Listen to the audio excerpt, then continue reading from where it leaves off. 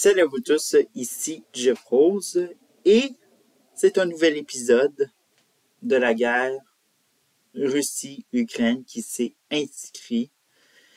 Et tout ça avec mettant en vedette le président de la France, Emmanuel Macron, qui a proposé d'envoyer des troupes terrestres en Ukraine.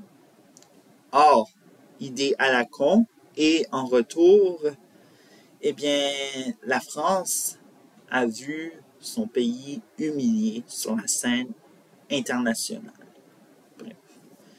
Alors, c'est de la musique pour la population générale en France qui n'est pas très bonne à entendre dans les oreilles, mais bref, si on voit de l'autre côté cette proposition, eh bien, on y voit que les indices prévisibles d'une défaite de l'Ukraine et de l'Occident.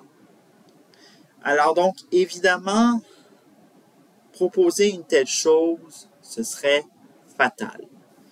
Bref, c'est comme si l'OTAN allait intervenir en Ukraine. Bref, alors donc,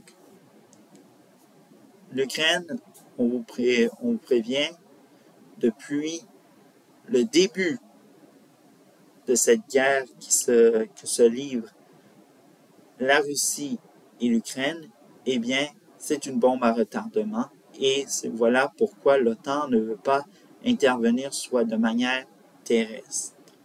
Bref, et a dit que ce n'était pas dans ses plans.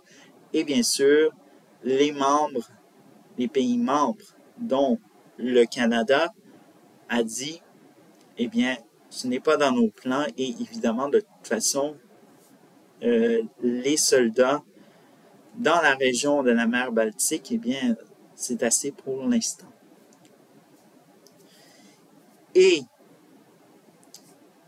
si on revient sur, comme je l'ai dit, cette défaite prévisible de l'OTAN et de l'Ukraine, c'est avant tout à cause de multiples facteurs qu'il faut regarder de manière dans le passé et évidemment aujourd'hui qui se répète davantage.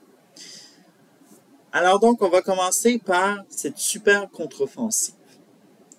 Alors donc, cette super contre-offensive qui ne s'est jamais produite, mais que l'Occident a tant miroité pour le camp pro-Ukraine, évidemment. Alors donc, ce camp pro-Ukraine qui avale à travers tout, même le pays des licornes qu'on leur propose, qui sera tel que la forme serait auparavant, avant la guerre, bref, etc. Bref. Alors donc, ceci est l'un des facteurs. Ou encore cet autre facteur qui dit que l'Occident a réussi à faire plier l'économie de la Russie. Or, signe qu'on peut faire, eh bien, la Russie ne s'est pas empressée de se tourner vers d'autres marchés. On vous rappelle que la Russie, c'est un peu le pont entre, même un des ponts entre l'Europe et l'Asie. Et la Russie s'est tournée vers l'Asie pour, bien sûr, s'alimenter et, bien sûr, ne perdre aucun sou de son économie. Bref. Mais attention, rien n'est parfait dans une économie de ces temps. Rien n'est parfait, même si la Russie, son économie se porte bien. Et ça, malgré les fermetures de franchises, de compagnies venant des États-Unis ou sinon de l'Europe, bref. Alors donc, rien n'a fait pour plier l'économie.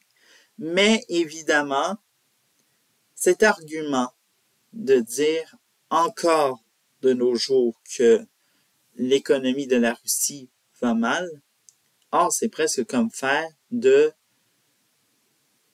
la désinformation. Mais évidemment, cette désinformation, elle est acceptée ou même validée.